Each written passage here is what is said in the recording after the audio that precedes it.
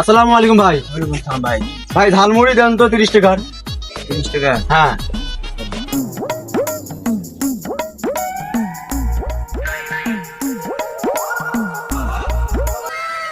ভাই এই টাকা নেন, এই জায়গাটা 100 টাকা, 30 টাকা নিয়ে 70 টাকা ঘুরে দেন।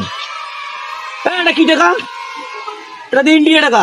হ্যাঁ নরেন্দ্র মোদীর বেল আছে, বেল নাই? নরেন্দ্র মোদীর বউ দেখে মুতি বালাইছে, দেখিস নাই?